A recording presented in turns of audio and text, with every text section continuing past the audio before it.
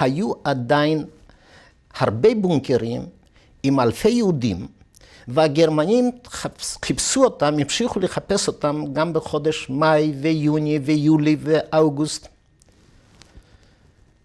וכל פעם היו תופסים.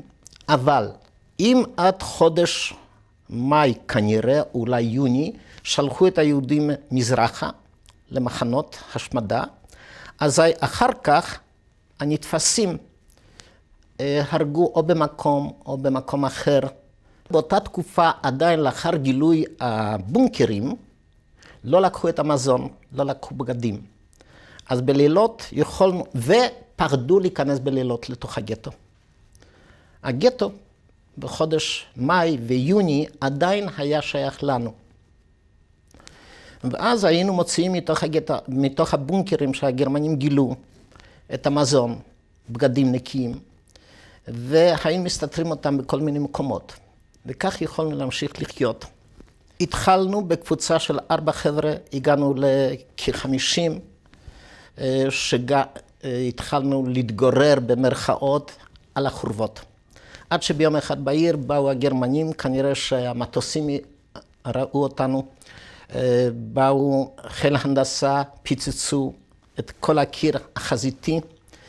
אנחנו רובנו צעירים הצלחנו לצאת, כי הכנו מעברים בתוך החומות השרופות של הבית, ולא מצאו אותנו.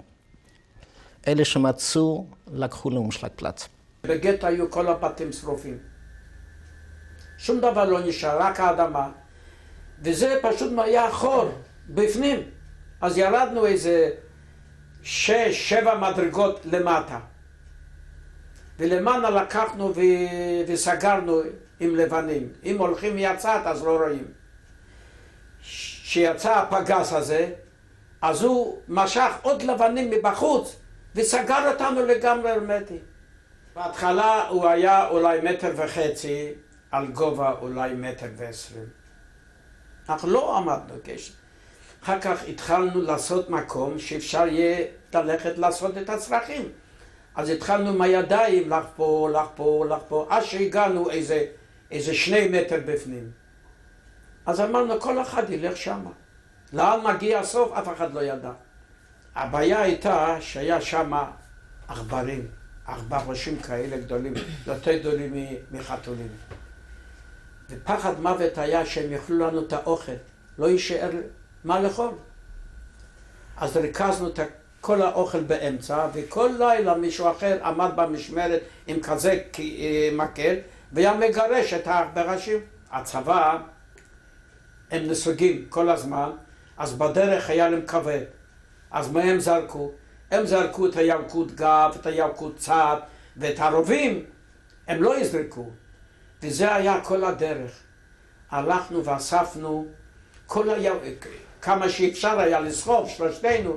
סחבנו, אז היה שם קונסרבים של בשר, והיה קונסרבים של כבד, והיה צמימים, והיה כל מיני דברים כדאי שישאר לאכול. ולקחנו את זה והבאנו שם לבונקר. אז אני אמרתי לחבר שתראה, אני שם במרתף אחד אני ראיתי המון ספרים.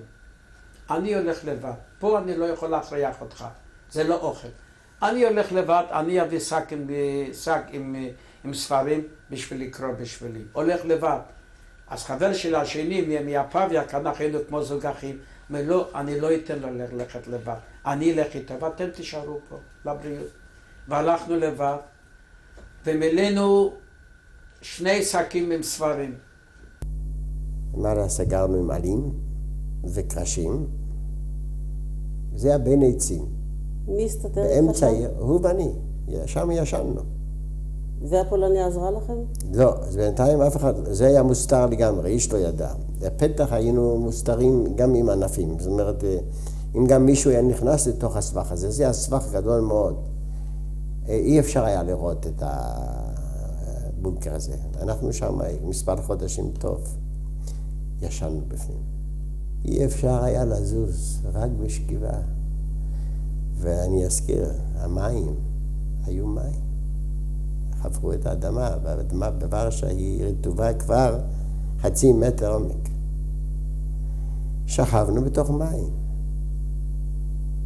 אתה זוכר איך יצאת משם? חושך, עטוף, כל מה שהיא הייתה זה מורידה לנו בשעות מסוימות שלא היה אף אחד. הייתה מורידה מזון והיינו מחלקים שם את המזון ואוכלים אותו. יצאנו, אני צריך להגיד לך, אחרי 6 או 7 חודשים בבונקר הזה רצוף. לא יכולנו ללכת. כי מעולם לא הלכנו בתוך 7 חודשים. רק בשכיבה. כשיצאנו בבונקר פתאום גילינו שהרגליים לא נוסעות.